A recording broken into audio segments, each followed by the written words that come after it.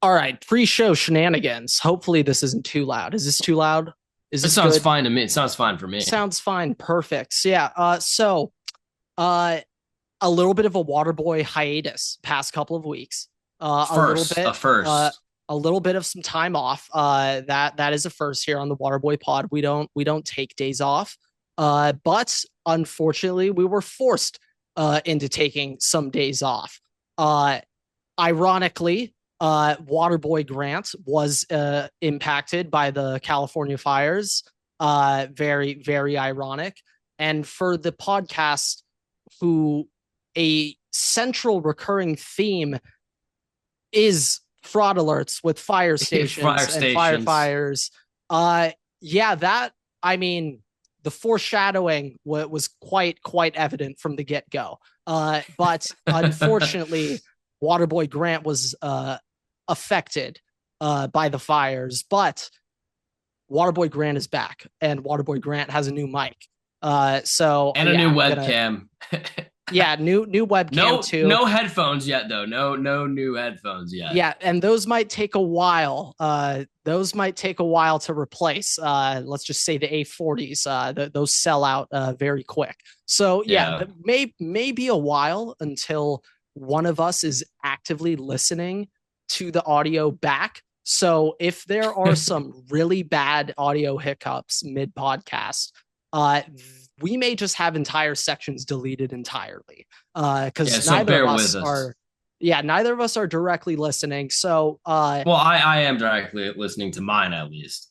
So it's more so your end. Oh no, then yeah, well, yeah, my Yeah. end there could be some hiccups, especially with the new microphone. But I'm doing my best Ryan Whitney impression right now, holding the microphone, doing Hey, my I mean, it's best. not the first time. You go back to the episode with you and Luca. Oh That yeah, was yeah, that was a holding microphone episode. yeah. There have been some holding mic moments, 100%. But at least with this one, I mean, in theory, if you had this microphone, we could do this side by side podcast in person Really. together on So it one sounds cam. like now I need to upgrade. Might Maybe, have to upgrade. yeah, but I uh, mean, I'll just say the contrast, Grant. I will say the contrast. I mean, obviously everything going on in Los Angeles, the fires. Contrast New Orleans. We have 10 inches of snow on the ground today. So quite literally polar opposites of things. The microphone's not picking up right now. Technical difficulties. yeah. So Oh, there you go. Yeah. there's a very delicate mute button on this mic, and I know I'm going to be accidentally clicking it a lot. Well, hey, you So know what? Compared to what the last microphone was, where it wasn't consensual. It would just mute itself. true. So, Yeah, yeah. No, um, at least this is consensual muting. We can at least start there. Very delicate. That's one design flaw. Uh, if you can here, let me bring. yeah, So give a little tour. right here's the mute button. Okay. Now, Quite literally the middle of the microphone. yeah. Now I'm not going to click this. I'm going to graze my finger across, and it's gonna mute. Okay. Uh, wait, That did not wait. mute. That muted. That muted it. There you go. That was a very, very slight tap. Like not even. That was like a Well, brush of yeah. the, It's the more finger. so like if I hold it like It's like a touch screen. It kind of seemed like it's like a touch screen situation. Yeah, you're muted right now. Yeah, you're muted right now. yeah, Grant put yeah. his hand So over the microphone for people just yeah, listening. that's the one thing I've noticed over the past 3 minutes. If I hold my hand Yeah, in this that was quite literally a learning very recent experience, purchase. This was the first time Grant has used the microphone. yeah, I did a Period. 30-second test recording about like 3 to 4 hours ago. Um, so yeah, there's that. But yeah, here we are. But last bit of real talk. Uh, you know, everything going on with the fires. If only we had Jack Sawyer to defend the Palisades from the fires. If only we had this Ohio State defense to defend the Palisades from the fires. I know Jack Sawyer would have had water in his. I know he would have had that shit in his hydrant if Jack Sawyer was out there. So we can start off with that. Uh, yeah. I You mean, know, look, I'll real also quick, add. it is, Yeah, go ahead. it is also, I want to say shortly afterwards, a bunch of different organizations, groups were, helping out people impacted. Uh, Shout out to everyone who was helping out everyone in need, but a very, very special shout out to Vanessa Bryant, because Vanessa Bryant at Dodger Stadium decided to hand out free Kobe's. And, this snake pattern, I might need some time for it to grow on me. But let's I think just they look look at this pretty side. sweet. Just this side. Oh my God. Oh my That might God. be like Just I don't this know. I side. don't. Look, Holy moly. I'm not a big shoe collector. Yeah, no, I Um, am not either, but I think I might but have been forced I feel into like this somebody lifestyle. I feel like somebody out there probably is like really wants to get their hands on those shoes. Yeah, yeah, and I'm now at the stage where if I don't wear these in the next 2 weeks, I don't think I will ever wear them. That's also, So, but you also need like those are the kind of shoes though that like you don't want to wear much. Like those are display shoes more than they are like oh, very wearing. true. And quick little joke that I've been making. My brother actually had a pair of Hobies that he probably wore 8 times ever. Those shoes are now gone. So I'm also kind of under the impression, use it or lose it. Uh, you might as well Yeah, wear them. true, very true. You might Yeah, I as mean, well, that Sean Merriman jersey too. Rest in dude. peace. Bro, my kid was That gonna might be be the so hardest. dripped out in that That little might be the Philip hardest Rivers thing youth. to replace. That might be the hardest thing to replace. The amount of times I've cried in that Philip Rivers Reebok jersey growing up, watching my Bolts suck. My Yeah, like kid's not let's gonna cry clarify in this. that jersey. That jersey, there is no replacing it because they don't sell Reebok football jerseys anymore. Oh Like no, you're yeah, getting a that was the thing. mesh and OG, like that has to be an eBay buy. No, yeah, I was saying real talk, real quick, but yeah, there's nothing new that I like miss. If you get what I'm saying, like anything Yeah, that yeah, I I've get what you're done saying. within the past like 8 years, like all that's replaceable. Yeah. But it is those throwback jerseys. Like I had a box of just youth extra small basketball jerseys. And they're all just, I mean, we're talking the most random NBA players of all time. Like I have Elton Brand with like three different teams. The most random jerseys that I know, not my kids' friends, but my kids' friends' parents would be like, Well, no. whoa, this kid is dripped out. My kid will not be dripped out anymore. My kid will be wearing, well, it starts now. The amount of Otani jerseys, they're like, that's as far back as I'm going to get pretty much. Unless you My, really want to my go out of the number way and see what two, you can scalp Terrell on eBay. Pryor, J.K. Dobbins, Chase Young, Caleb Downs jersey is now gone. Like that one hurts way more than anything else. That hurts way more than the old blue Yeti microphone that sucked.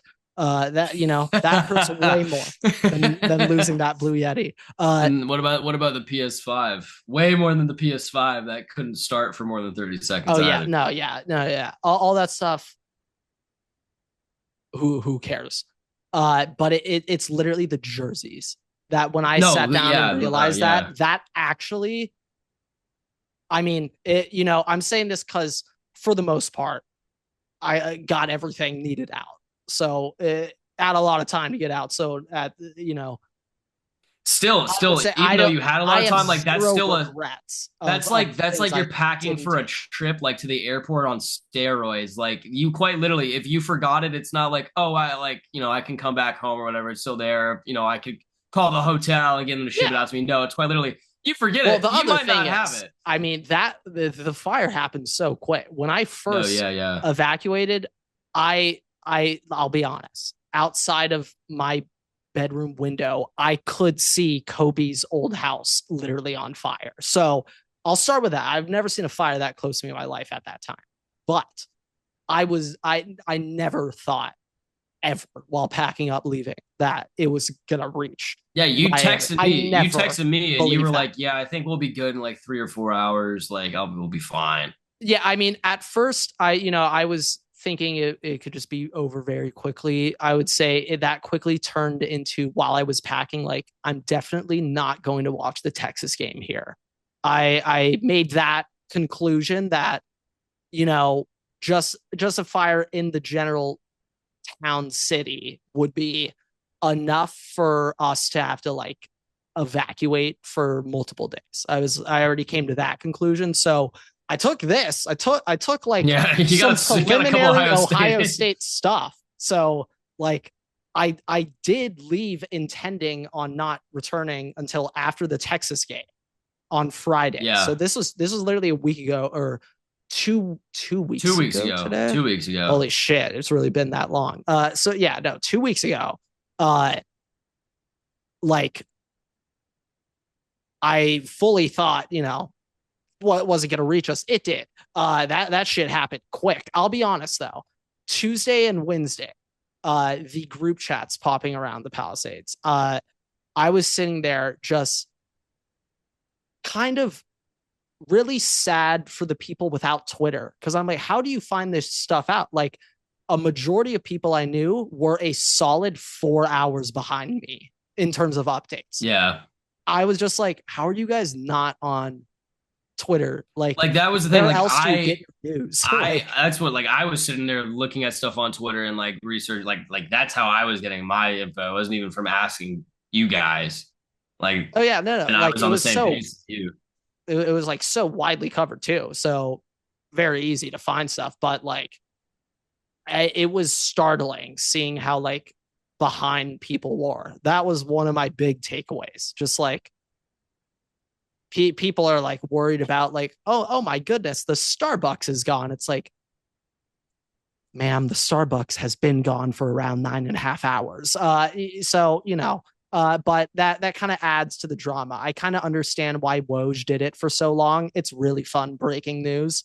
It's like when you drop that bomb, uh, probably a Fun, bad fun, term to fun, use for fun the is a situation. fun is Uh, a arbitrary but yeah, statement in but this situation. when you drop some news like that, you do get a rush. You do get a rush. So I see Yeah, where Woj is I coming was from. telling my mom things about it because I mean, I'll say like if you guys don't know the history between me and Grant grew up, together in the same town. So obviously this whole thing hit him more than it hit me, but obviously I still have connections, relations to it. But I was telling my mom about it. Like I was the one dropping the Woj bombs, I guess, in that situation. So Oh yeah. um, No, yeah. That honestly, that part was semi exciting. But I would say, in terms of the friend group, we went to the humor side of coping very quick, and I'm not repeating any jokes here on this podcast, but I would say overall, you know, I'd say overall, most people are taking it as best as they could for the I situation mean, and scenario. a lot of people result to humor when the situation's bad. Like, I mean, even for me, like I was joking with you that I was like, "This is your Birmingham." Like for me, I had my Birmingham situation where I got stuck in a hotel with Tulane football for a month, and I was joking with you. I'm like, "This is your Birmingham." Um, Yeah. It is a weird situation, weird scenario. Oh, Devin Brown is officially signed with Cal. Good for him. That's my guy. hey, yeah, there you go. Yeah, but if the price for a Dodgers and Ohio State championship is burning the house down, would I take it? We'll have to come back. We'll re-ask that question a year from now and see what the answer is. But Yeah, we'll see how uh, you're doing then. I just there's got to have be some balances going on. I have one last like kind of house cleaning like agenda thing. Obviously TikTok is back. We made an announcement on TikTok kind of relating to all these things, but Yeah, based on the situation surrounding TikTok, and we're coming up quickly on wow. We're coming up very quickly on off-season wish list. Grant and I have been working on those, and we're working on getting those out. But because of that, there's a strong likelihood that there is going to be a priority to get those to Instagram over TikTok. So if you guys really value those, maybe go follow us on Instagram. Yeah, okay. Disagreement, Waterboy. We have not talked about this. Yeah, TikTok ain't getting banned. Like, no, it's not. I mean, anyone out there who really thought it was going to get banned like forever It's just following. is an It's more absolute so. idiot It's more so. moron. It's just. It's going to be fine. No, no, ever. They have It's 90 more so. days to sell it. It's going to get sold. Elon will probably buy it because he's like, screw it. Like, I want to be popular. Put me on TikTok. Elon's weird. He'll be like, yeah, sweet. I could buy that. And I could like make videos of myself and have people like, yeah, no, TikTok ain't going away. Generally speaking, take down the Waterboy pod. Not even no fire can take it down. No TikTok ban can take us down. You'll never get away from us. We'll always be there. We'll always come back. Always we're see like my parasites. Yes, we're like literally. parasites. We come I'm like back. a leech, just sucking and sucking blood out of you for me. Yeah, that's what we are. But either way, yeah. Just check out the Instagram account. Follow us there. That's kind of our backup, our safety valve. It's kind of always been, we post similar content on there as we do as TikTok. So if that kind of stuff interests you, maybe go and check that out at the Waterboy Pod. Yeah, and for Everett and I personally, if you do want to keep up with us, our most used social media is still Twitter. So like that's really, you will quite literally never lose us for the rest of your life if you follow us there. You will always be aware. Very true. You can see me and Grant stressing live tweeting during our games that we follow. Yeah, very seasonal teams. Live tweeting. And if we are dead silent, just know how we're in a lot of pain and suffering because our team's just doing so poorly. Yeah, there was a quick period last night where I was a dead man. Like there was a period of time where I genuinely. Oh, I know when they started coming back. I was dead quiet when it was uncontrollably when it was an everywhere. 8-point game. When it was an 8-point game and they were driving, I made sure I wasn't going to text you just in case. No, like Sonny Styles, like tried to like go for the ball, miss a tackle, and they like ran for an extra 10 yards. And I thought I was about to pop a blood vessel. But that didn't end up happening. Some better happened instead. But yeah, that's gonna do the pre-show. Sorry for the quick hiatus. But the Waterboys are back, everybody. But without further ado, what is going on, everybody? Welcome back to another episode of the Waterboy Podcast. Today is episode 287. And the world famous Ohio State Buckeyes are national champions. The Dodgers are quote unquote ruining baseball with Roki Sasaki and Tanner Scott signing. And the NFL is so unbelievably rigged for Mahomes to win his third Super Bowl. They don't even try to hide it anymore. It's in plain sight. Good luck trying to explain that one, Roger. No, we all know it's fixed. It's fixed for them. But I totally understand. Taylor Swift has unlocked a female viewership for the NFL that they've never seen. And I'll just add keep that viewership. Caitlin Clark was at the last game too, so that's like not as big, but like that's double the firepower over there. Yeah, in that box suite. Yeah, but I understand. I understand the hype. I understand. But let's at least try to make it. We'll say make it a little more subtle. Yeah, we'll say this. Grant has never picked a fight with the Swifties. Grant has picked a fight with the Beehive. So.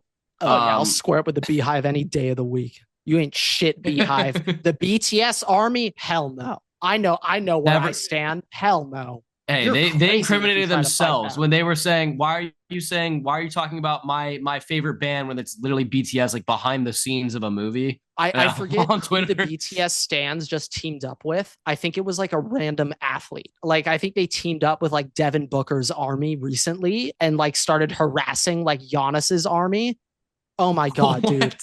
What's going on in Twitter sphere? Bro. Well, BTS, I think they're like done from their military break, but all they've had like 3 years of just nothing to tweet about because BTS has done that last military song service. was either like Dynamite or I think Butter. I think those are the only two songs I may know.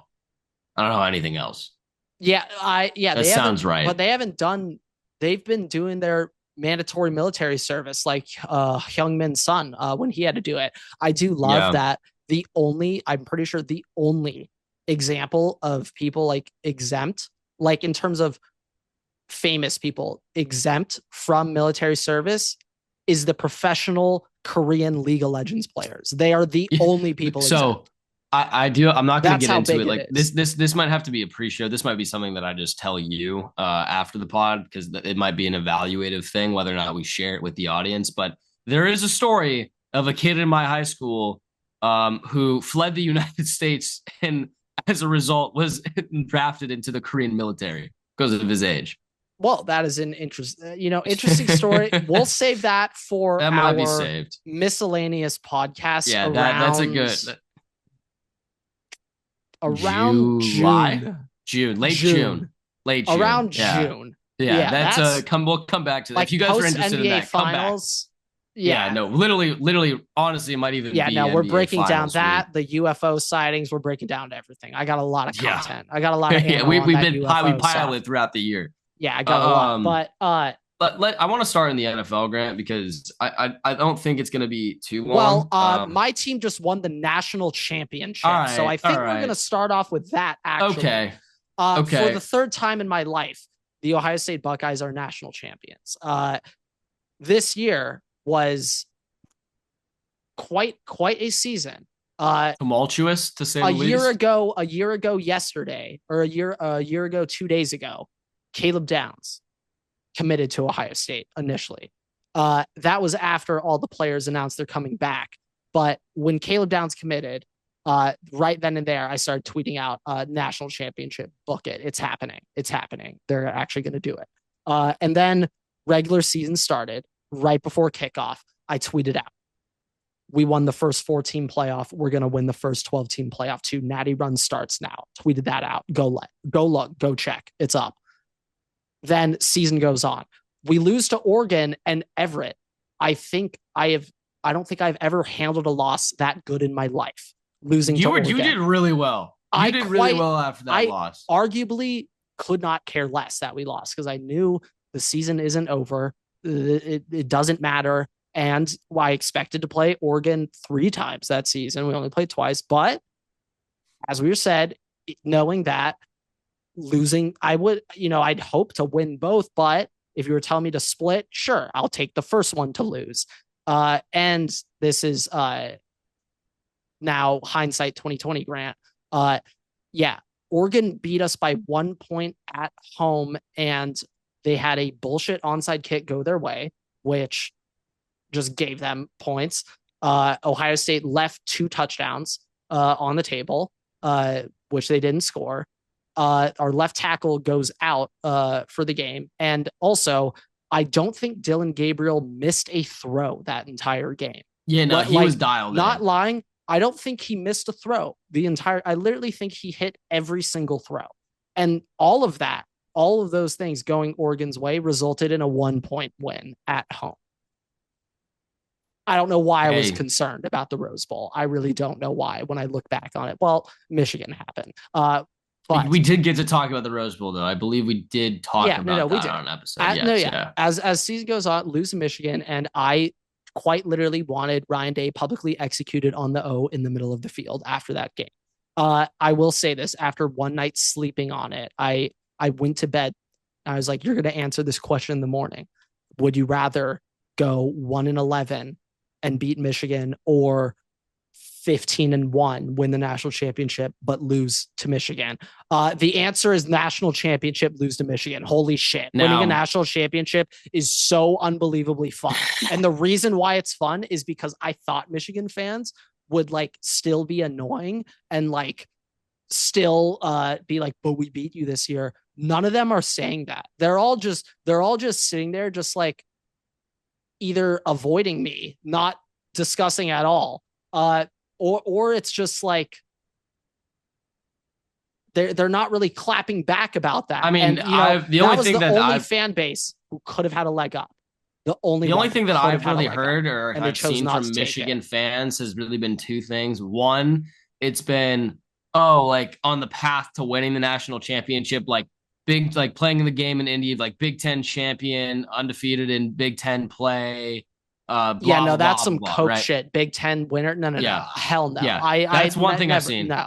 That's one thing I've Ohio seen. The State other is the thing, Big Ten. the other So thing I've seen, I think Mason Graham posted it, and it was a quote from one of whichever Ohio State coach from like 50. I don't remember which coach it was. Like that's the saying where it's like, even if you win the national championship, it doesn't matter because only one game matters, and that's the game versus Michigan. yep. I don't remember which coach said that, but Woody that's the other Hayes. thing that I've seen. Yeah, that's the other thing that I've seen. Yeah. So that game will always be most important. Don't get me wrong. Uh, tr- Trust me, there's nobody who hates Michigan more that I know in my life, other than my dad, than me. No, no, no. I'm Would you well say it's aware. your dad, Uh, then you, then your brother? Is that the ranking here? yes, in terms of Michigan hate, yes, steep drop off to my brother. My brother's Ohio State love is much larger than anything else. I would say my Michigan Okay. hate, arguably, Stronger it than your Ohio doesn't. State love? It isn't. I last night I felt like a little boy, just growing through Twitter. Just oh my god, it's amazing. Twitter's amazing right now. But yeah, no, winning a national championship is so much more fun. It's a lot more fun knowing that I have an entire off season where now Michigan, when they were shit talking after theirs, they knew they could only have it for the time being because their program fell off. Everyone was leaving, and they can't sustain success. But Michigan fans are about to see what usually happens when a team wins a national championship and what happens afterwards. The recruiting bump that happens, and all the good stuff that follows. Yeah, Michigan. They got Bryce Underwood for 12 million or whatever. That's a great start. Don't get me wrong, but uh, I don't know who else they have recruited. So I obviously couldn't tell he's you. he's the best player, high school player in the country. So don't get me wrong. Like No, it'll it's a be big tough. get. It's a Now big he's get. not. Yeah, I was gonna say he could. No, it's impossible to beat Jeremiah Smith. That's the greatest true freshman that's ever walked this earth. Yeah, Jeremiah no, Smith's the when best football player in college football right now. It's not. I yeah, mean, no, what the when I'm hell? seeing posts on Twitter saying, why would you let a college player play an island against Julio Jones, and Julio Jones being a reference to Jeremiah Smith? That's when you know the player's good. That's when you know that they're a very, very, very good player. Yeah, I mean, I've never seen this much glazing over an Ohio State player, and it's all like warranted. That's what makes it so much fun. Like Marv last year was glazed, but no, the Jeremiah glaze right now is at a level that I've never seen. I've never seen an Ohio State player been like other than maybe CJ Stroud last year Chase, as a rookie. Chase, well, would you say Chase Young got because I feel like Chase Young was kind of being very overhyped. Like especially like the Predator stuff, like the Predator, sorry, Predator, Well, like the movie. overhyped at Ohio State. Yes, Yeah, no, he was underhyped. He was unreal, Everett. I feel like that last He was season. I feel like so that last unbelievably season, good. you hear so much about him. Because he was the most dominant. He would average like 3 sacks a game, I and know, then but I'm in the saying most critical moment, just force fumble strip sack. I've I feel never like seen that. anything like it in my life. I feel like Well, Everett, you I don't know. forget he actually got suspended for two Oh, games that's for right. repaying a $500 loan that he repaid. That's right. Yeah, forgot about that one. Yeah, no, that literally ruined the season. He had to Execution, sit. guillotine. Send him to No, he Guantanamo. sat 2 weeks out, ruined his season, and then when he came back, he was, I'm not lying, triple teamed every single play rest of the year. Michigan, look up 2019 Michigan, Ohio State. Chase Young was literally triple teamed every single play. And then the Big Ten championship game against like Wisconsin, he was literally triple teamed every single play. So they were just like, we're not doing you anymore. You're erased from the game. That's why Chase Young Yeah, fell off a cliff hard ever because he got suspended for repaying a loan. But we're not talking about Chase Young. Chase Young couldn't win a national championship. This team could. Obviously, that Michigan loss happened. It's weird to say this, but I actually don't think Ohio State wins the Natty if they beat Michigan. It sounds weird, but I mean, I don't look, think they do. you Because know what? that I killer I for the understand past it. 4 weeks. Well, no, like That was not there the it's whole not the regular same. season. It's not the same level. It's not the same level by no means. But like I've said it before, the year that Tulane went to the Cotton Bowl and we won the Cotton Bowl, we don't make the Cotton Bowl if we don't lose to Southern Miss. Like if we don't lose that game to Southern Miss, we're not going through the rest of the season the way that we did. So I understand, like obviously Southern Miss, like they are technically Tulane's rival school, but it's kind of like a weak rivalry, not in the same vein whatsoever as the game. But still, it's one of those things where your team is like good, but they're not to the best of their abilities. And for you, you lose that game and it kind of wakes everybody up and Yeah, you have from to that kick it sense, into overdrive. yes. Yeah, but I mean the axe murder slayer that I have seen for the past four Not the same games, level I for have sure. that the past four games, Ohio State is the best Ohio State team I've ever seen in my life. Oh my god. All right, I got to ask Oh you this my question, god. Grant.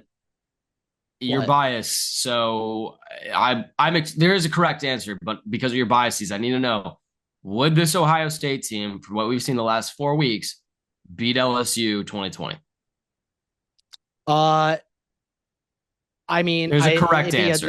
it'd be a nice solid game, but it's just like, dude, Jamar Chase and no, bro, that team's crazy.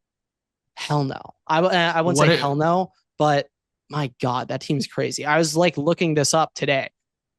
People are like, okay, the Ohio State defense is better than what LSU had that year. Yes.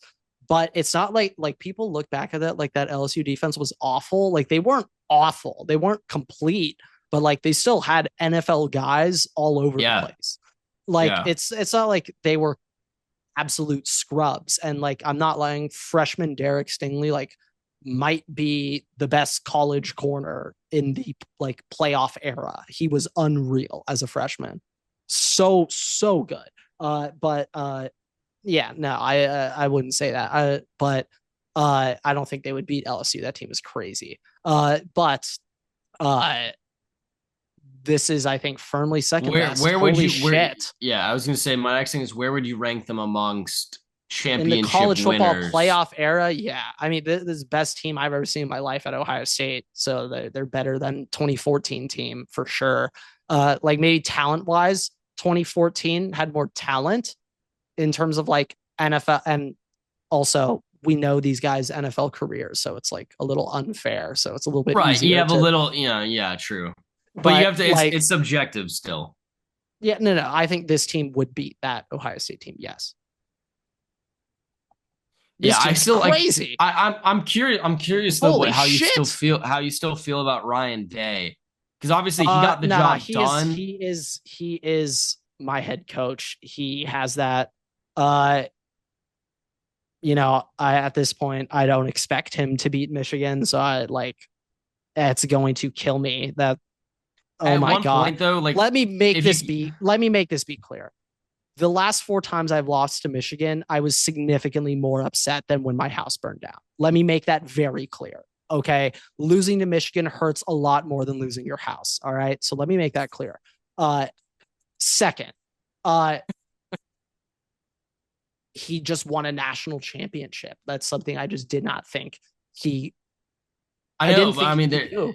And then he just went out there and like Slade murdered everybody. Oh, goodness. I am Oh, curious how much you put that on Ryan Day versus you put that on the players.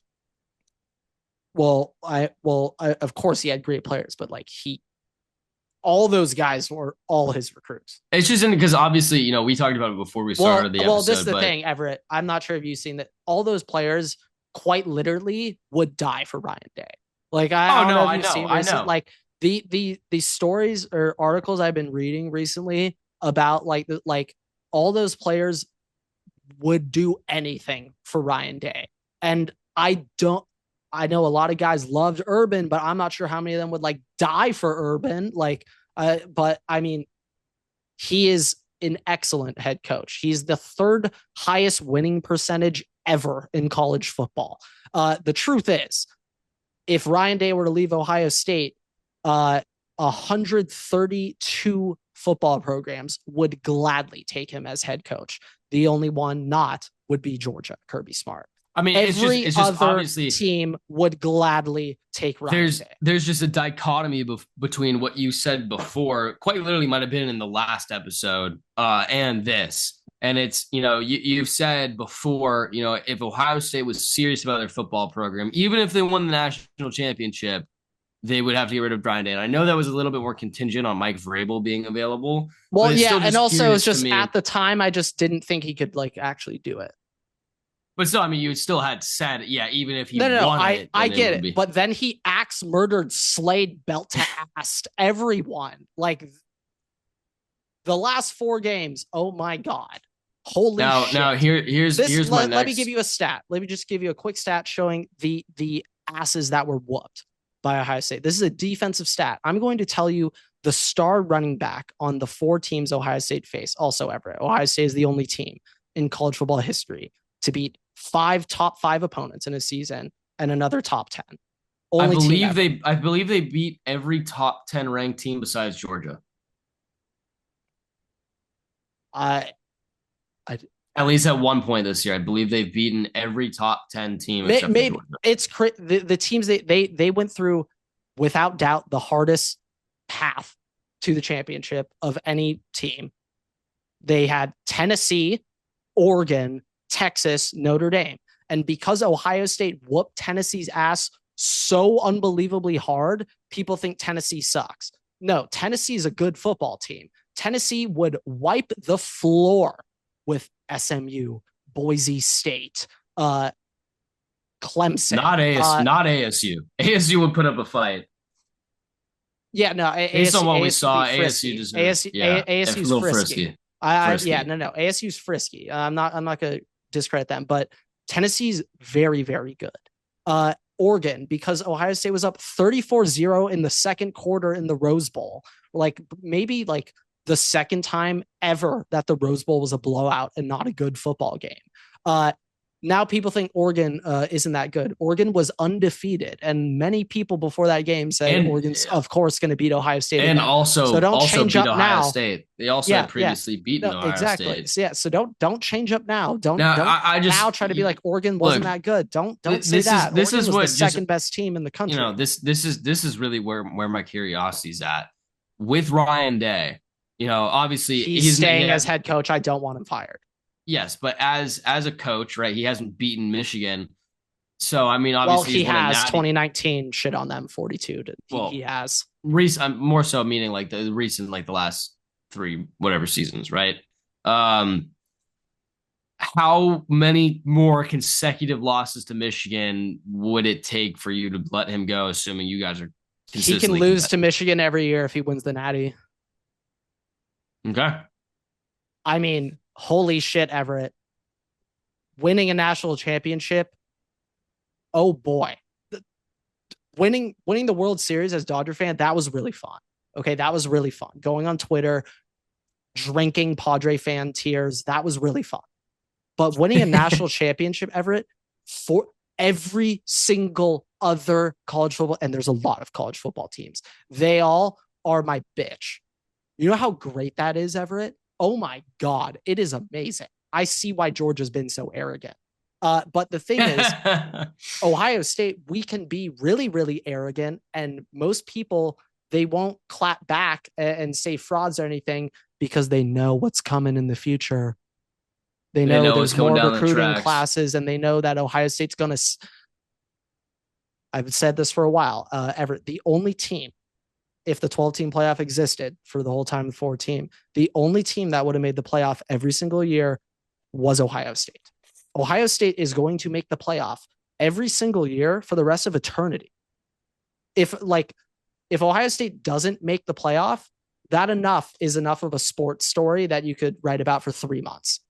They didn't make the playoff. They weren't a top 12 team at the end of the regular season. That's very hard for Ohio State to do. It's only one time in my life did they have more than 3 losses in the regular season.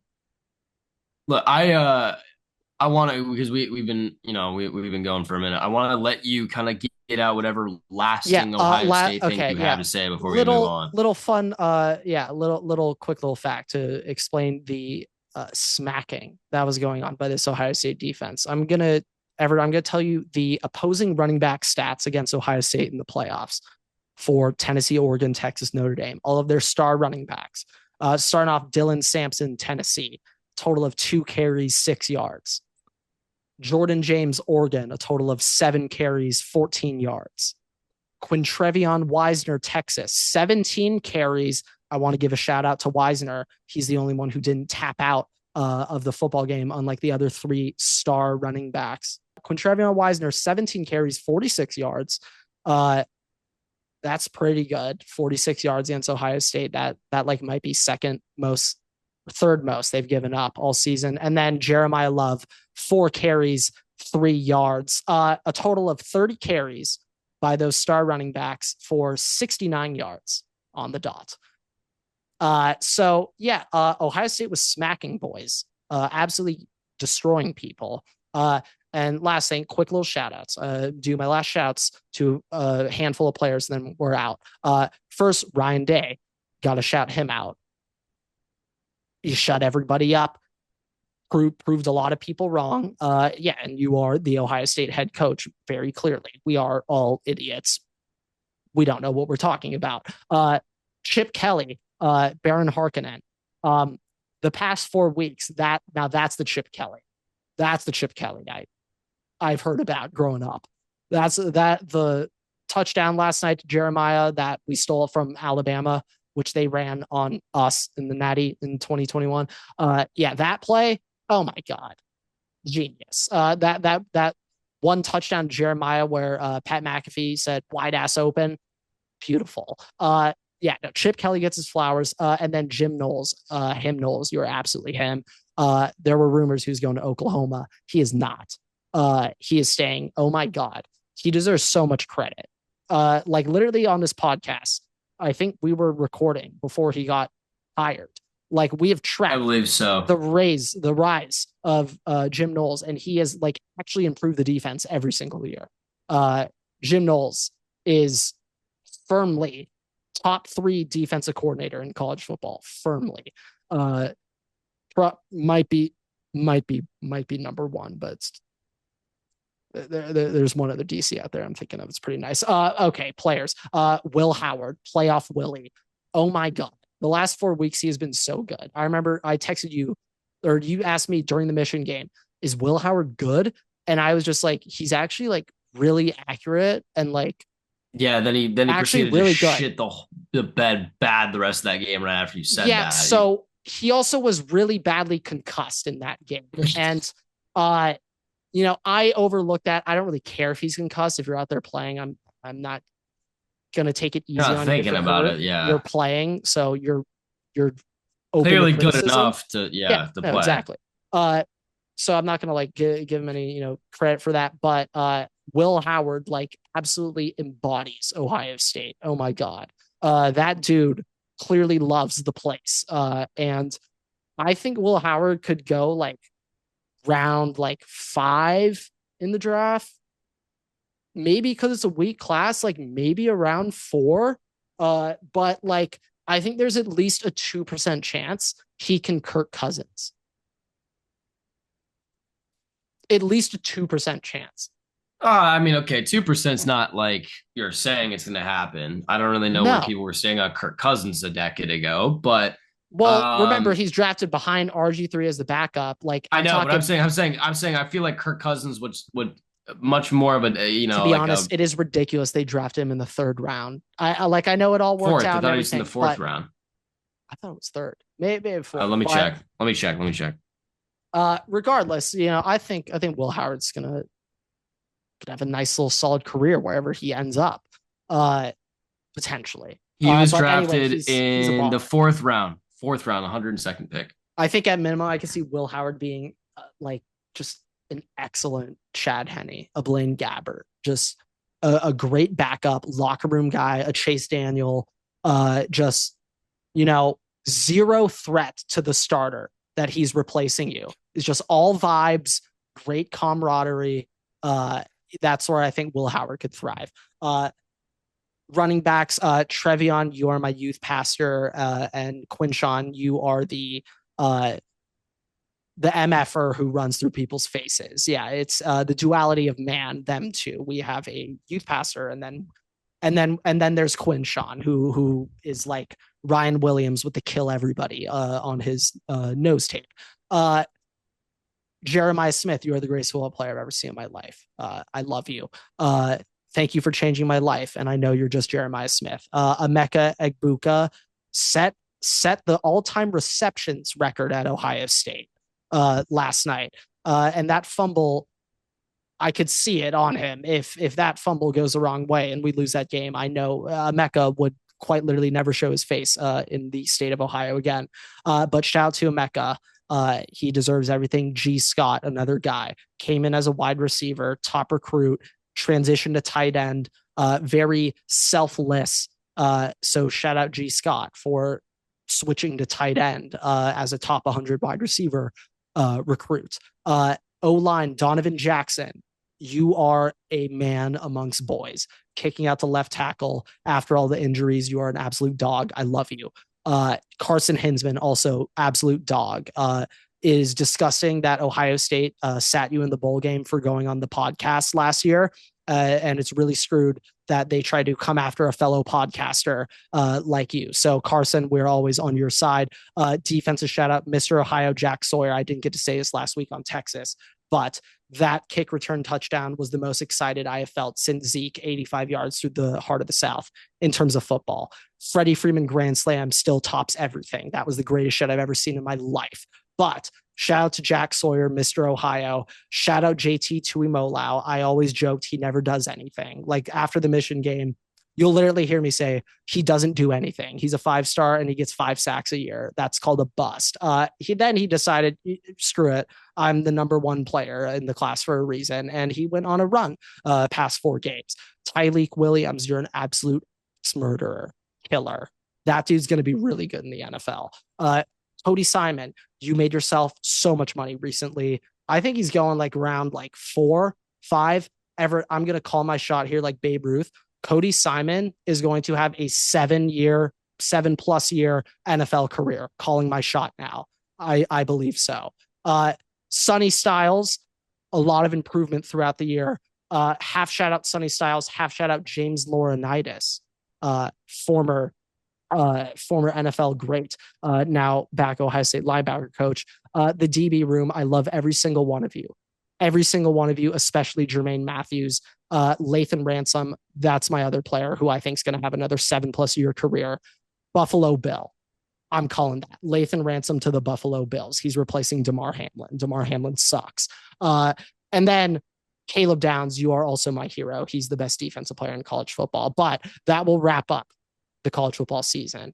National champs, the crown is mine. And as Dave Portnoy said, nobody can take it from me until somebody else wins a national championship not named Ohio State. And if you check any betting odds, Ohio State's the favorite. So it might be 2 years since until you could take that away from me. But yeah, Natty, fly the flag. Ohio versus the world. Ohio reigns king. The United States of Ohio. Pretty sure that it's just been you talking the last 10 minutes with all the players. Hey, had a lot. Yeah, you're basically, we could just say, hey, hats off the whole roster. National championship. Yeah. National. Well, all right. Well, so yeah, we'll quickly go through. Ever, think about them like this. We'll quickly go through the NFL, and I guess that maybe touch on the Dodgers. Just the Dodgers own the MLB. The Dodgers are the MLB. We do got to bring that stuff up a little bit, but yeah. NFL. All right, let's go to the NFL. So real quick, we're posting this before the conference championship games. Obviously, Commanders versus Eagles, and was it Chiefs versus Bills? I'm just happy that, if the Vikings weren't in it, I can watch the Lions fans' misery. That made me really happy last weekend. And as the resident Charger fan, happy. I have already accepted weeks ago that the Chiefs are going to be the first team in NFL history to three-peat. There's nothing but sorrow, sadness, and pain when you watch what was not being called against quarterbacks and every other game, the way they were getting hit versus blowing air on Patrick Mahomes' helmet and them calling you for roughing the passer. Yeah, not looking too great if you are not a Chiefs fan or if you're in that conference. I just realized I know what we have to talk about for the NFL segment. Keep going. We quickly talk about the playoffs, but the most important NFL news has nothing to do with this playoff run. I think you know what I'm talking about, but keep going. Yeah. Next thing, Grant, we've talked about this every week, every season, really. The Kirk Cousins curse, Grant. It is still alive and it is still kicking. It is still going. Grant, Remind me of the curse. no team has lost to Kirk Cousins and won the Super Bowl in the same season. It's Okay. never happened. Who are we counting off with that? The Philadelphia Eagles, Grant, lost to the Atlanta Falcons September 16th. Oh, yikes. Okay. All right. Well, the Eagles, the wheels, they're only on three wheels on this wagon. All right. The Philadelphia Eagles are no wagon. And two of them are Saquon Barkley's legs. So yeah, no, literally. but not even. It's like the front left and the back right wheels are Saquon, really unnecessary, awful strategy and planning. Yeah. So yeah, I think for Eagles, best case scenario, they might be looking at Nick Sirianni as their Ryan Day, but I think he's 4 weeks ago, Ryan Day post Michigan. Nick Sirianni's a bum. He can never do it.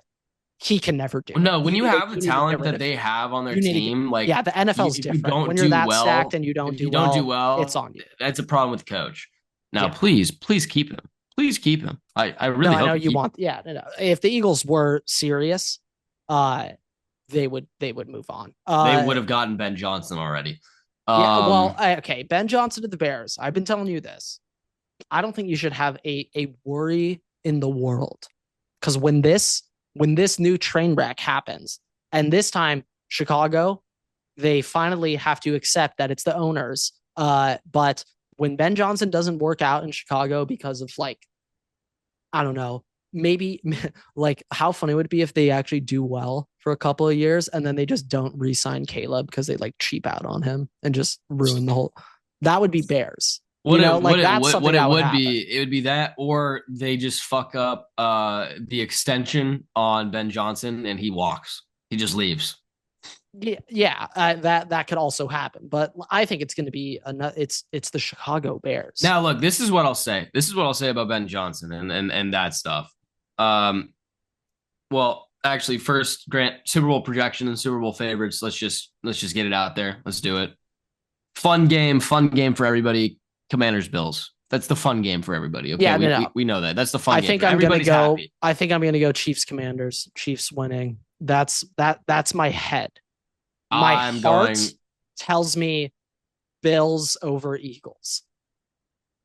My heart says because I want to see the Eagles lose another Super Bowl. That is so fun.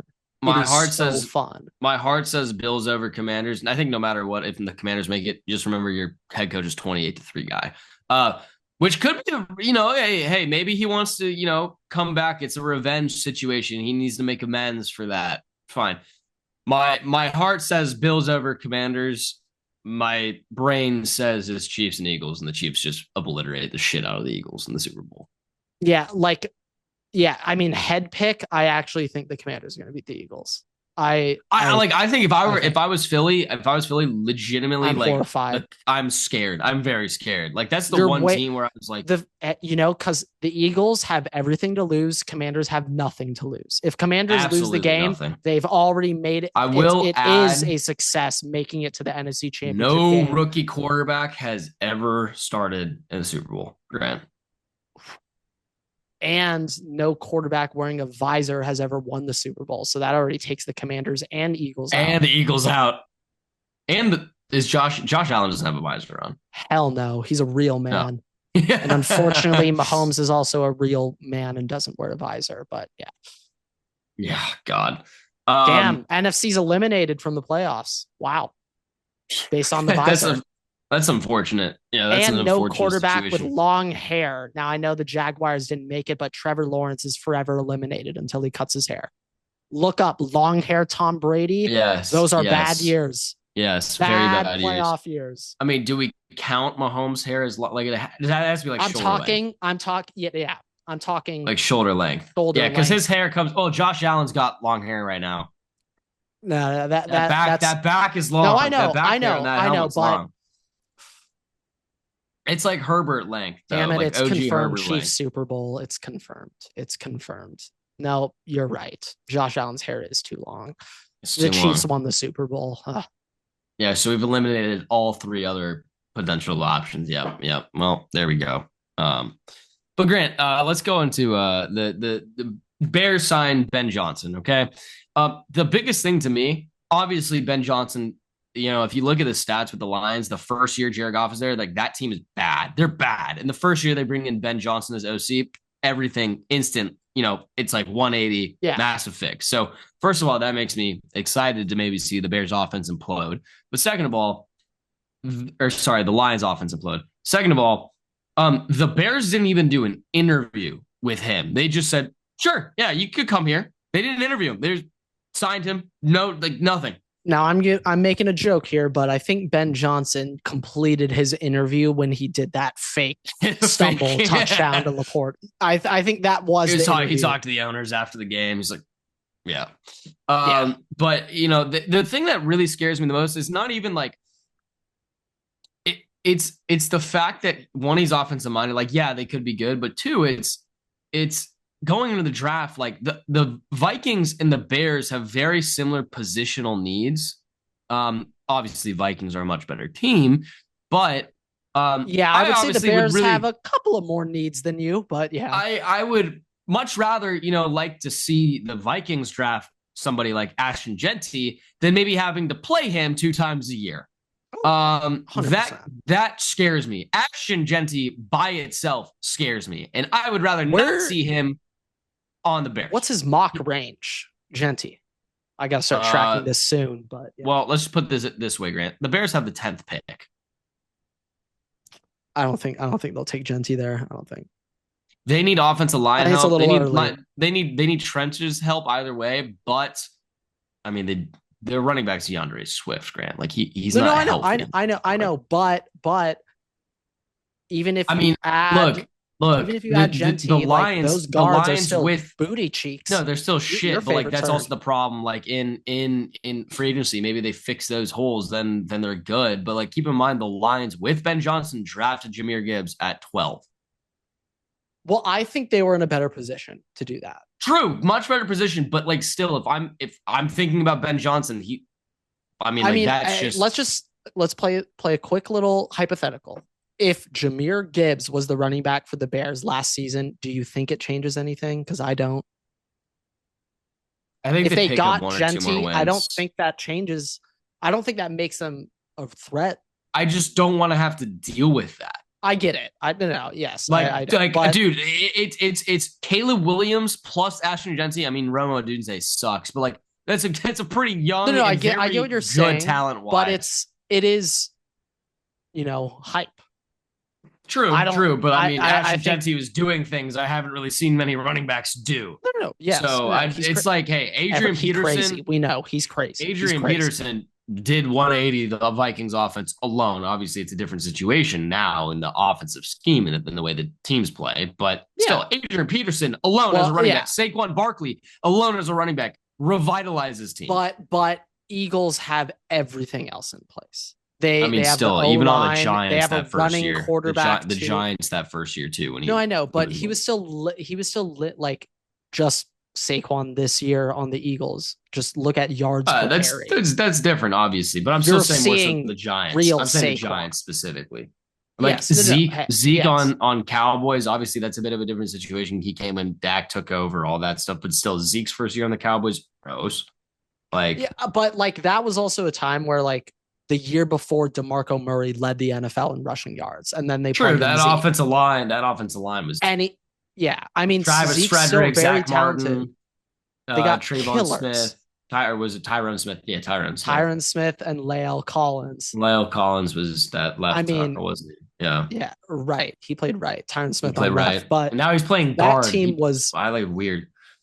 That team was amazing. Like that front was so good. And Jason Witten as the 6th blocker playing tight end. Like, you're running the ball to Zeke. I mean, and they ran him into the dirt accordingly. I would have too if I was the The coach only for other that team. really big thing that I had to mention in the NFL was Kevin O'Connell got extended today. Very big news for We're missing that. the biggest news of all. Deion Sanders is probably going to be the head coach of the Dallas Cowboys. I think it's happening. I really think it's You happening. do? You think if that Yes. happens, Dak gets traded, Shadur is getting drafted there? I think that's a byproduct in the contract when Deion signs it. Yes. See, this is the thing. This is the thing. You correct me if you feel differently. I think I was sitting Deion's here. gone. I was sitting here and I was thinking. I was just thinking Keep about the going. We video. got to plug in the Obvious, laptop real quick. Keep going. yeah. I was thinking of the video of when he arrived at Colorado. It's like you're gonna get ready. Like I'm bringing my Louis with me, Yeah. right? And the way that he approaches just college players and stuff, like I think if he brought that kind of stuff into an NFL No, locker no, room, no. it might not be received that Well, well. hell no. But this is what I'm thinking. Deion's obviously coaching college, but at the end of the day, Deion is known for that NFL career. Deion knows the NFL. No, yes, Deion yes, knows, and I think Deion's relationship, Jerry Jones, loyal to his guys, who are his real guys, his star players who won him Super Bowls. Deion Sanders, Jerry Jones. If there's someone that he's actually most loyal to, it would be Deion and Aikman. Like literally, those would be the two where he's like, yeah, like what should I yeah. do? Aikman on broadcast kind of shit on the Cowboys, by the way. No, yeah, I don't know yeah, if you and caught that well, one, but well, yeah. I think he did that because Jerry Jones will actually listen to him. I think Troy Aikman is actually, yes, a fan of the Can Cowboys. He we can wants we to see them do also well. approach the fact that Fat Carthy might actually be the Jets head coach? I Oh know yeah, Aaron Glenn is probable, yeah. but Bears are out obviously there. So Fat Carthy, it's also not out of the picture that he becomes the Jaguars head coach, and that might be the worst case situation for the Jaguars. that it wouldn't work long term. But I mean, if you told me Mike Fat Carthy, Jaguars head coach next year, like I'll be I honest, think I'd like pick them to win the division, just for I'll a be year. honest, like Doug Peterson, obviously offensive guy, like that's where your expectation was that he'd come in and fix Trevor Lawrence and stuff. I mean, you're not going to get the young guy like, Ben Johnson was the best Yeah, available offensive minded guy. If I were Joe them, Brady. I mean, Joe Brady in my mind, like that, I think not this year, but next year he will get hired. Like He's if current associate OC and passing game coordinator. I don't think I he's believe he is, formally no, OC. he is formally OC for the Bills. I believe they final like Okay. firmly put that one down. Um, I kind of Well, yeah, like that is Robert. another thing about going back to that Ohio State question, dude. We got to defend Joe Brady offense. Yeah. I'm Um, not picking I, us to win that one. I do kind of like Robert Sala in Jacksonville.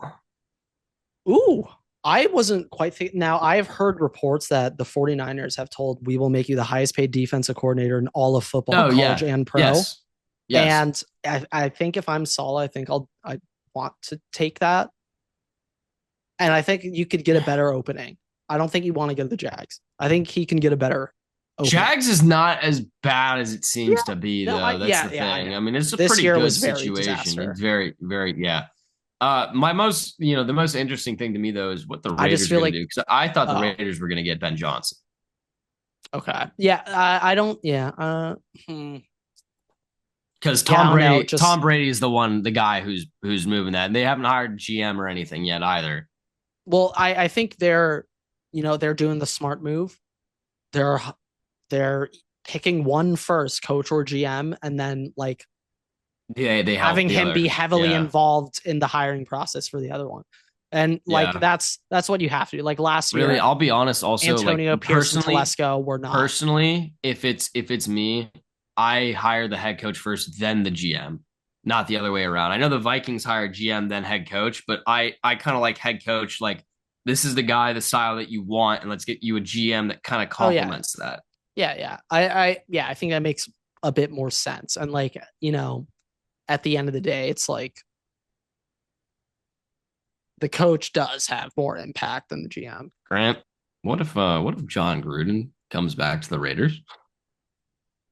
Oh, I don't think they'll let him go back to Raiders, but like if Oh, John because Gruden, the lawsuit yeah, and stuff. yeah. Yeah, no, But yeah. another team, yeah. I think he's waiting. No, yeah, I'm pretty sure. I'm like, I don't know who's gonna fill that spot. That's the spot that's interesting to me. Yeah. Yeah, I'm I trying to mean, think of other like just random coaches. I was talking about this the other night with my brother, but like in college, it's pretty standard practice to promote from within. Like Ryan Day was hired or Promoted, yeah, first ever head coach job tailored. Ohio State. Lincoln Riley, first ever at Oklahoma. Dabo, first ever head coaching job, Clemson. Kirby Smart, first ever head coaching job, Georgia. Like it's very common to just let guys have their very Yeah, first unfortunately, crack the at it. Raiders don't have anybody No, that yeah. you In want the to promote. NFL, though, like in the NFL, unless it's that new up and coming a Ben Johnson, a Kevin O'Connell, Sean McVay, unless it's one of those like the top hot name, then I feel like Now, you're going to go with a guy who's coached before. now I can see. Riverboat Ron. I mean, that's an older guy for sure. That like, I mean, but I could see Joe Brady being interested. Like that might be like Tom Brady's like, I want to be innovative. We got to get like a younger guy in here. Like, let's do Joe Brady. Yeah. Well, yeah, I also do think, yeah, Brady's going to be heavily involved in this process. Like I know, because hey, remember Roger Goodell blocked Brady from becoming a partial owner a couple or a few years ago. He blocked it, and I think a reason he Mm, blocked it is because he yeah. knew Brady is only going to purchase, I don't know, 5% of the team, but act as if he has 30% interest in terms of decision making. Like, I think that's one of Oh the yeah, other but I mean big for that's for concerns the they have. betterment of the team because Oh, clearly the clearly Raiders. Davis Yeah. doesn't know what he's doing. No, yeah, yeah. Shit. Yeah, that's Al. Wait, shit. What is Al over? I'm Davis. Al. I'm pretty sure Yeah, it's Al like Davis. he's a Yeah. moron. He needs a haircut still. Holy shit. And so, like, yes, if I'm that guy, I would also let Tom Brady do. I would trust Tom Brady more than myself on football decisions. I think that's a pretty smart decision on his Yeah. half. But I Yeah. think Rodgers' problem is just Tom Brady. Like it may set a precedent moving forward. Now Tom Brady's Tom Brady, but Aaron Rodgers may retire, want 5% of a team, but then act as if he has 50%. And it may That's different start a because he'll make precedent. everybody do ashwagandha. So No, like I know. that's No, yeah. No, no, yeah. Like Tom Brady's a very unique, like Tom Brady's one of one. Like Mahomes is quite literally the only other guy who could do it. So like, and I yeah, and I mean, will say to this point, by the way, I do expect one day I, Mahomes to be a partial owner of Chiefs and Otani to be a I partial owner of the expect this. I Dodgers. expect this to be your response as well. To this point, Mahomes is definitely annoying me a lot more than Tom Brady was. All things considered, very Yeah, Tom I'm a little Brady. bit Tom biased on Brady that was one, getting but yeah. speared and drilled and never getting flags. Mahomes, you Dude. just breathe on him. 15-yard I mean, penalty. hey, he's good. He's a good flopper. I'll give him that. Good technique. I know they It, practice you that in mean like Kansas you City. mean like Will Howard when he just flopped on Oh the yeah. ground and the champion's just Now he could work on that. You know, that's something areas to improve. Will Howard, but Mahomes is elite at flopping. Uh, but I mean, the NFL they can't even hide any. It's so clearly rigged. and complaining. Yeah. Yeah, Uh, no. but okay, I think well we're gonna end real quick on Dodgers. Yeah, a bit of, you know what, Water Boys deserve a bit of a longer episode for the week off. But okay, Yeah, it's been Dodger a little talk. bit. Uh, Roki Sasaki was a Los Angeles Dodger months ago. I was operating as if like, duh, obviously We he's were coming. both operating as if, yes. Now the past 3 weeks, okay, sure, I've been a little more. Oh, shit, is he actually coming or not? Like I honestly don't know anymore. But he picked us in Everett. This is my favorite part.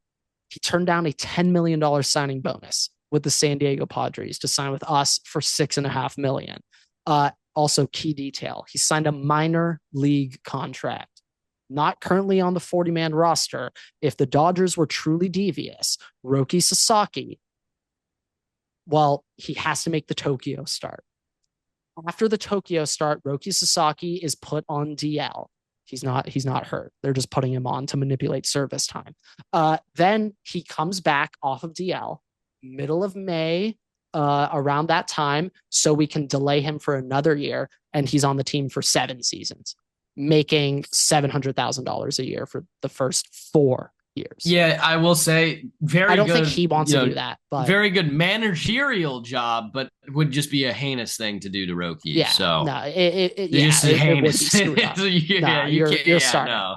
Yeah. Yeah. So You yeah, can't do that to him. yeah, no, he's definitely going to start up there. But in a couple of days, teams or in like 3 weeks, teams can start adding players to the DL. And so the Yeah. day that happens, two players, Michael Kopech will be one. He's out for the first month. We'll break it down a little bit more, but it is forearm strain, everybody. Michael Kopech, there is a pretty solid chance he does not pitch for us this year. I know it's January. I know, guys, it's already happening. But yeah, shit. Kopech will be on there. Kopech will be on the deal. I don't know who else will be, but when that happens, Kershaw and Some other pitchers. Some Kike other will be pitchers. signed. Yeah. There's some other pitchers that will go on the DL. But Yeah, the bigger thing is, Grant, we thought they were done after Roki. No. The Dodgers then went the and next signed, morning. yeah, Tanner Scott, which you had been talking about the podcast as quite literally your dream situation. I have been talking about Tanner Scott like for so long. For so long. And it wasn't even also, by the way, it wasn't like the Dodgers outbid anybody for like everybody for it. No, the Dodgers had like the third or fourth best offer. And he was like, I want to be there. Like, what are you gonna do with like MLB? Like, you gonna complain? Like, the Dodgers aren't like outspending people. Like, they're just a team that people want to go to. Are you gonna prohibit them from signing with a team? Yeah, like among the last teams like in the running for Roki, we actually had the least amount of signing bonus to offer him. I was quickly thinking though that if Roki signs to us, the amount of endorsement deals he's going to get in Japan. I mean, if you are a marketing person in Japan, you are licking your chops at the three-headed monster marketing machine of Otani, Yama, and Roki. No, very true. Otani is already on every billboard in Japan.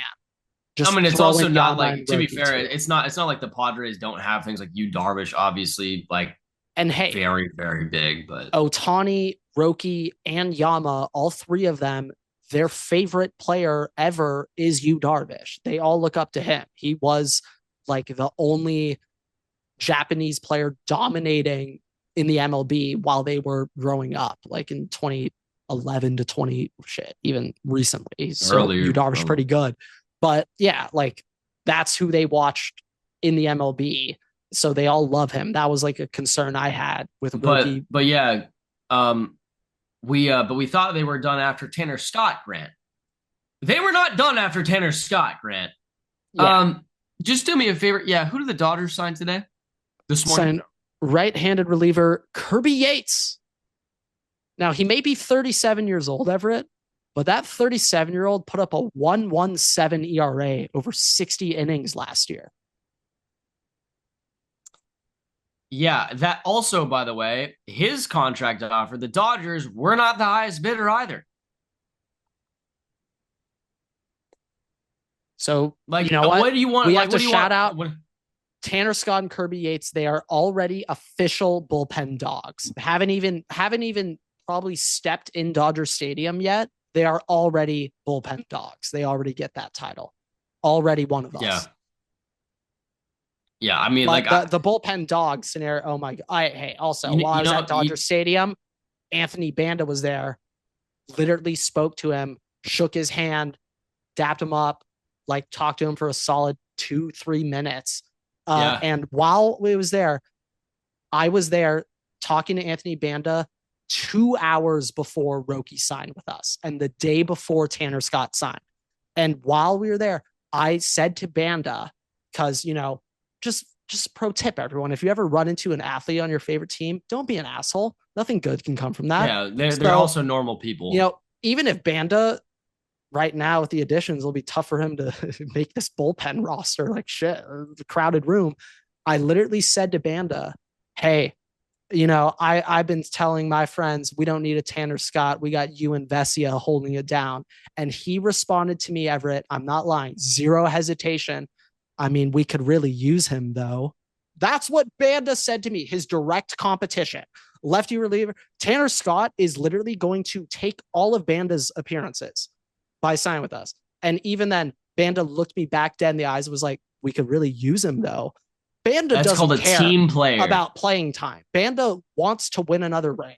And like he also said, I was like, how great was it, winning and that parade. And he literally sat there for like 30 seconds, just like, dude, like I just wish I was back at the parade so bad. Like they're all still starstruck by the parade. That they like that's now the motivation. And it was like something I even overlooked the parade a little bit because last two LA rings there wasn't one because of COVID. Yeah, But like COVID. all the Dodger players are just like, no, that was like the greatest 3 hours of my life when we did that parade. That was way better than literally winning the World Series. Like, so I could see it from Banda. I could literally tell from him, like, oh yeah, no. He just wants a ring. He doesn't care if he pitches 0 innings or if he's the main lefty out of the bullpen. He just wants a ring. So gonna shout out Banda, absolute dog. But yeah, no, Tanner Scott, that was the top lefty available. Him and Vesia is the best 1-2 lefty reliever punch in all of baseball.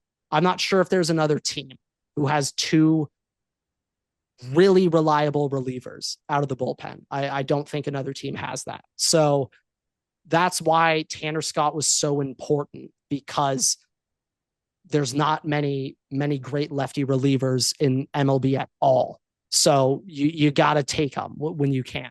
But Kirby Yates, he's a bit older, 1.17 ERA last year. But like, hey, Blake Trinan was just the nastiest version of himself last season at like age 36. Yeah. For relievers, I do not care about your age at all. Like, No, they could not like care that's kind less. of been the thing that's interesting is like relievers are the one thing because they don't play as much. Like Yeah. you can really sustain having an older reliever, and like yeah, obviously they get a pretty good performance out of them during that season. Oh yeah. No, yeah. But and also it's just like you only instead of throwing like now on the in the stadium we'll say 100 pitches, but those don't include warm-up pitches in between innings. If you're Mm-hmm. pitching 100, you're really throwing like 150, 160 pitches that day. And if you're coming out of the pen, you're throwing a total of 30 to 40 pitches per day or per appearance, like 3 times a week. Way more sustainable than twice a week you throw Yeah, 160 maybe times. we need to move down Glasnow's allowed warm up pitches. Yeah, that could be. I mean, shit. At this point, Glasnow, we may not let him even look at a baseball until August just to have, and that may not Yeah, I even, mean, that may be too soon. We may need to wait till September. yeah. Also, don't allow him to bring a can of Zins in his back pocket. Because last time you and I saw a guy with a can of Zins in his back pocket, Well, Mayday's back. Mayday is back I this know, year. but it did take him a while to come back, though. Yeah, that was one other thing. These pitchers were gonna have DL. It's gonna happen. They're not gonna be pitching all the time, and it's just like I know Tony Gonsolin's gonna give us 80 innings of solid 3.6 ERA Well, baseball, you know, and we're all gonna be like, the MLB world's gonna be like, dude, Tony Gonsolin's still really good. And we're just gonna have guys like that, like last year's shit. well, The I think it's gonna randomest be guys come up and shove for two it's gonna starts. be like a deadline trade situation with a couple of those guys, and I think the other bit of obviously you want to have like the depth, but I do think they're just gonna end up being put into the bullpen at some point. Yeah, I mean, right now, fully healthy bullpen's crowded. Like, right, a fully healthy bullpen right now, I would rather keep those guys than convert a Gonsolin or a May to the pen. Well, I would also rather keep who we have. between the two of them, it's most likely going to be May. May is May. just more, yeah, he's more of a reliever than But yeah, anything. it's just for the most part, it's like if you have velo, we want you coming out of the pen. Like I you mean, don't want like, to bring a dude out of the pen throwing 93 as a righty. If you're a yeah, lefty, it's not you could throw 92, like fine. But really righties, like the biggest thing is like you got Evan Phillips is that closer, so you're not going to have another guy going there. You got some good relievers. well, Maybe you want to have a leverage. I think we're going closer by committee this year.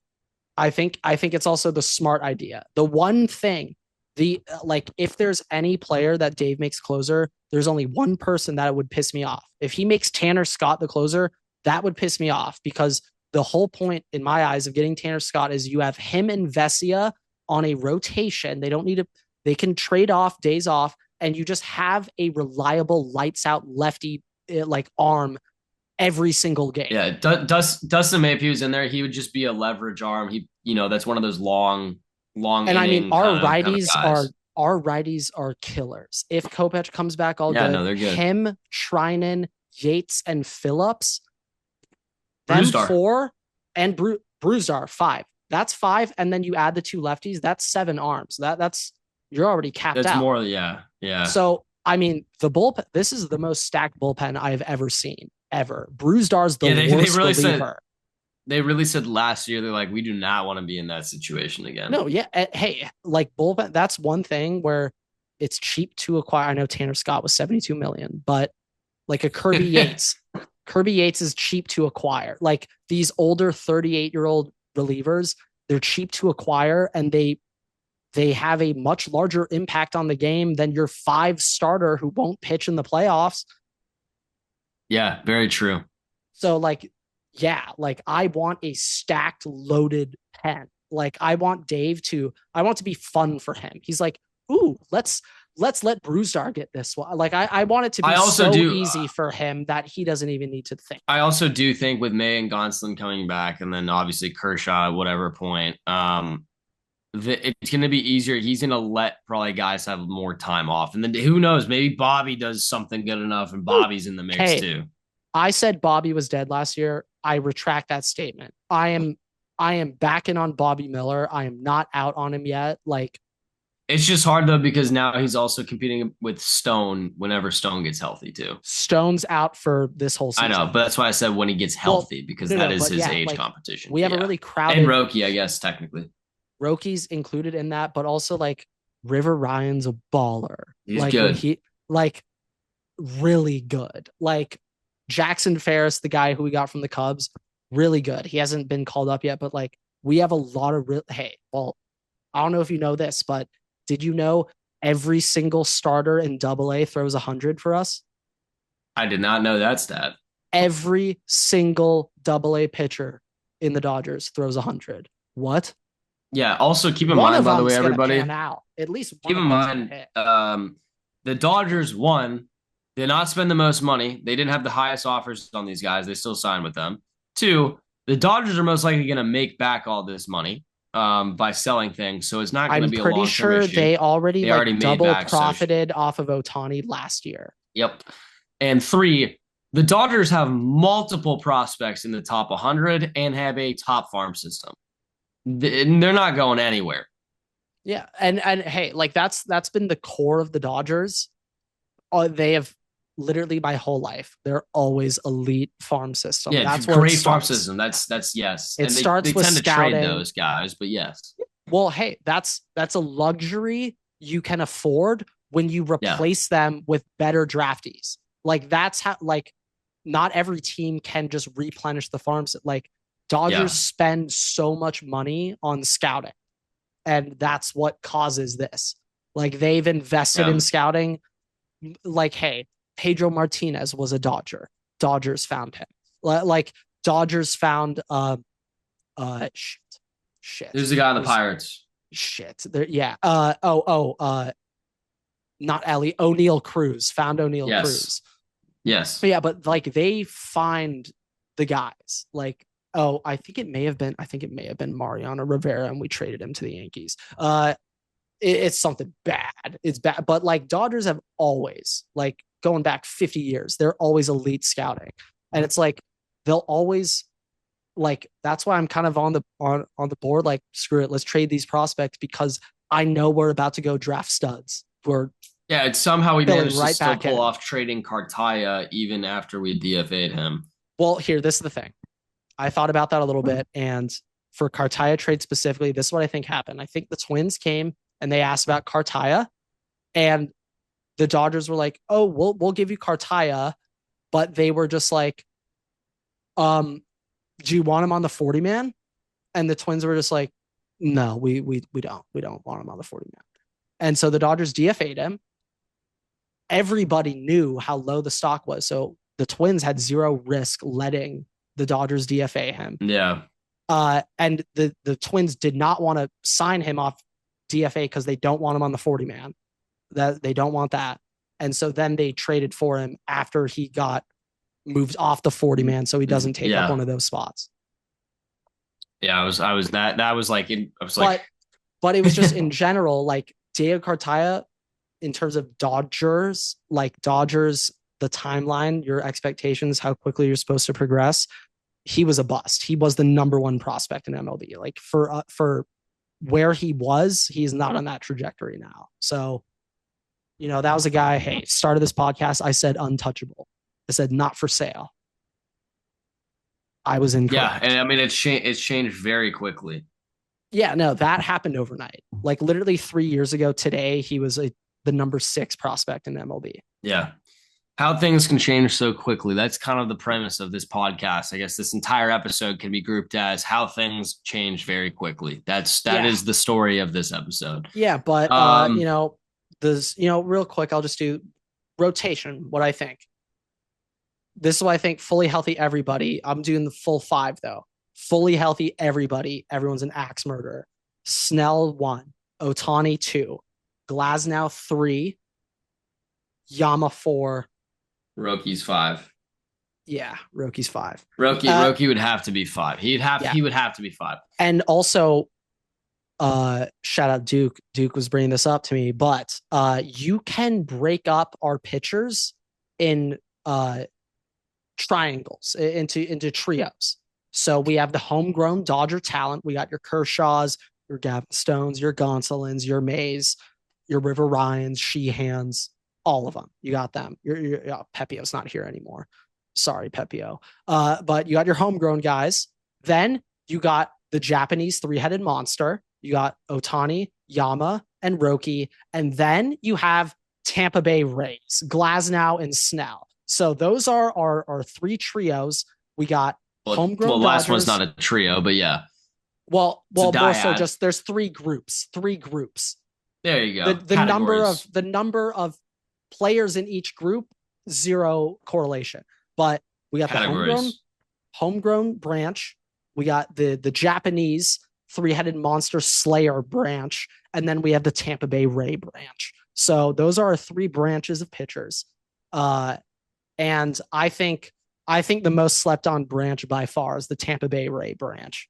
I think the Snell. Yeah, people keep forgetting that we have Snell. By the way, I keep forgetting we have Snell. I think people are going to be like, "Oh, he's the best pitcher on this team. Wow, he's really good." Yeah, Snell's really good. So, but with that, I think we're going to wrap up here. So, thank you guys so much for listening, watching. Please rate us 5 stars. Grant and I both appreciate everybody coming back and dealing with us, but. You can find me and Grant on Twitter at Everett6 and at Waterboy Grant. We post new episodes every week on YouTube and all podcast platforms. Make sure to subscribe and turn on notifications there so you don't miss a single episode. We also post exclusive content on TikTok and on Instagram, so make sure to follow us there as well so you do not miss anything, especially our off-season wish lists that are coming out soon. And with that, we will see you guys in the next episode. Waterboys out.